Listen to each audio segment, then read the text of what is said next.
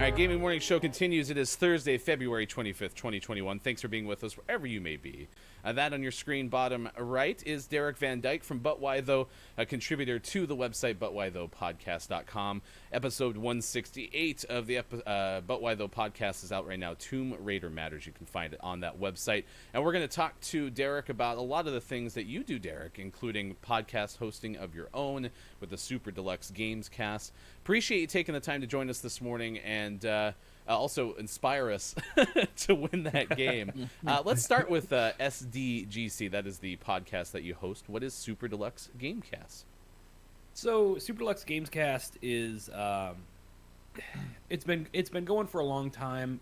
I only joined a couple years ago. It's been going much longer than that, and we actually only just recently joined the But Why Tho extended family, as I like to call it, since it's just a ton of kind of disparate podcasts that have joined together under that umbrella. SDGC is our goal is to kind of be a better and smarter and more compassionate brand of gaming podcasts. So we try to be really responsible in the topics that we cover, and not shy away from the politics of the industry as needed, but also try to focus on the business side of it. I like to say we're one of the best connected small gaming podcasts out there. We've got tons of friends throughout gaming media and through development and publishing. It's definitely a very hodgepodge crew. I think a lot of podcasts try to be as absolutely professional as possible, and we've kind of embraced the chaos. Like, there's going to be technical problems. There's going to be it's going to be a little bit sloppy. We're not out here trying to be like, I work in television. I'm not trying to be television anymore. We are trying to be something that is a little bit more fun and approachable and laid back, but also somebody you can come to, and we're never going to milkshake duck on you.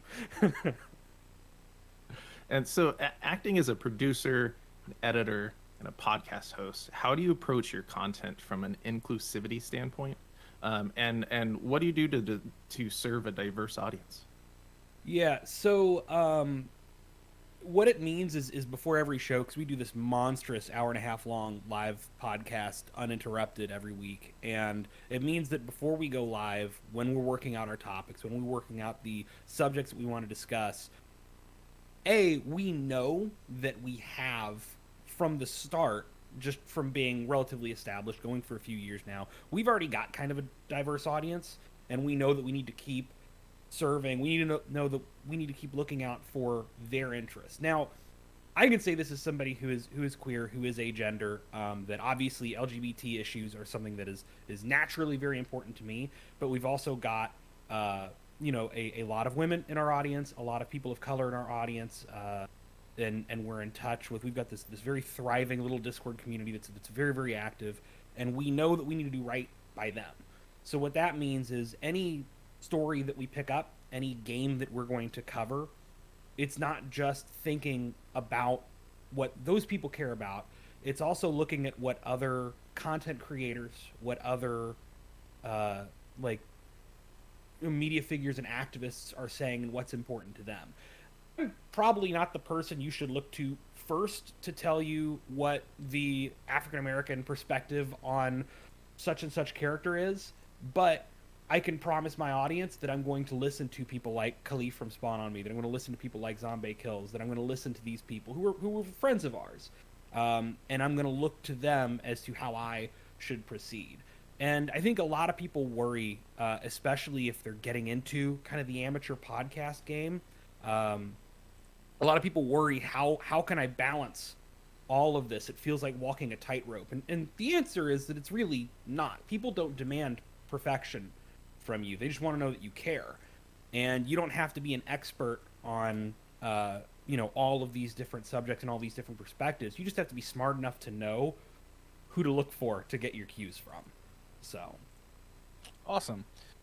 Moving kind of in the talking about some gaming stuff. So last week was Nintendo Direct. Yeah. What were some of your takeaways from that event?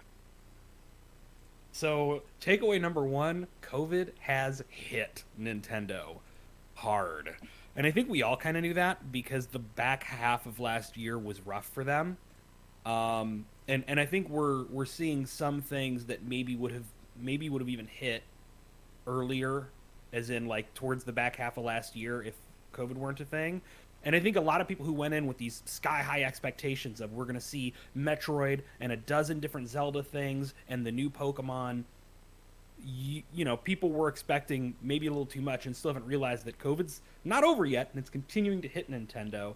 But I think that we're finally starting to see, and I hope this is indicative for gaming as a whole, that this slump, this delay that COVID-19 has caused, people are, at least developers and publishers, are finally starting to kind of reach their momentum again. And things will still be slow going, but we're going to start seeing things hit on a more regular basis.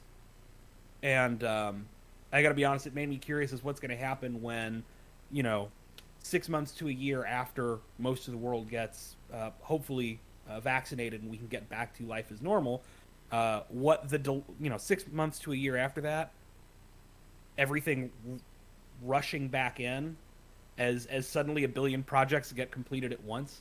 But yeah, I think it makes you sad. I used to work at Nintendo for a little while, and I honestly don't know how that marketing team is doing.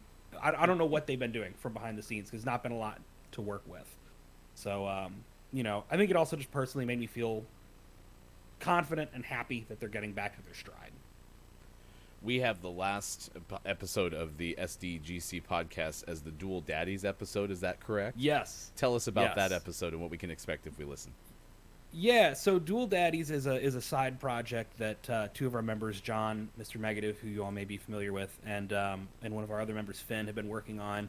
So John is a dad. Finn is about to become a dad. His wife is due any day now, and the two of them have started this podcast to kind of talk about the Dual Daddies kind of sub podcast, to talk about what it feels like to be a parent and try to game. What is the intersection there? How do you share the hobby of gaming and the passion for gaming with your kids? How do you get away with gaming when you're supposed to be raising a baby? So like this most recent episode's real cool because John talks a lot about how handheld gaming in particular helped him a lot when his son was very, very young. It's a lot easier to be a responsible dad when you've got a Nintendo 3DS in your hand instead of being glued to a TV. You know, there's a lot of, John and Finn have known each other for so long, so there's a lot of good rapport and good BS of them joking about baby names and stuff like that. But you're gonna hear two dads being two dads and having a great time with it, and that's kind of the idea with Dual Daddies. I don't know what's gonna happen in the future since Finn's gonna have to be gone for a little bit. It's kind of hard to podcast real hardcore when you have a brand new baby. So I think we're going to be reaching out to a lot of other parents in gaming media and having them on as guests. But I tell you what, I wish I would have had that set up when I was first raising my first child.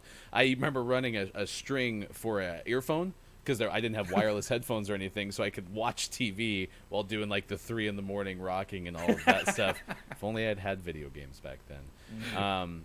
Derek, thank you for your support in our last fight that we had in God Bakwa. That was certainly well, you all appreciative. really had it. Honestly, you should just be happy I didn't jinx you. I tried. What are your favorite games to play? So I'm all over the place. I see what's weird is online multiplayer is almost the only stuff I don't dip my toes into very much. But other than that, I mean, I love my JRPGs. I love Muso type games. I'm actually going to be playing and streaming some Persona 5 Strikers in a little bit here. I love my shooters with big in-depth campaigns. I've been playing Little Nightmares 2 recently, and I'm really into it. I like variety. I like to dip my hands into everything I can and get as much kind of variety in my experiences and storytelling that I can get to. So I'm also not somebody who likes to 100% games. I like to beat them and then move on to the next thing, because then I can get something fresh and different. Well, we appreciate you spending some of your time with us. The SDGC podcast available on Spotify. We'll put a link out onto our chat, and official SDGC is the Twitch channel as well. Derek Van Dyke, thanks so much for joining us on Gaming Morning.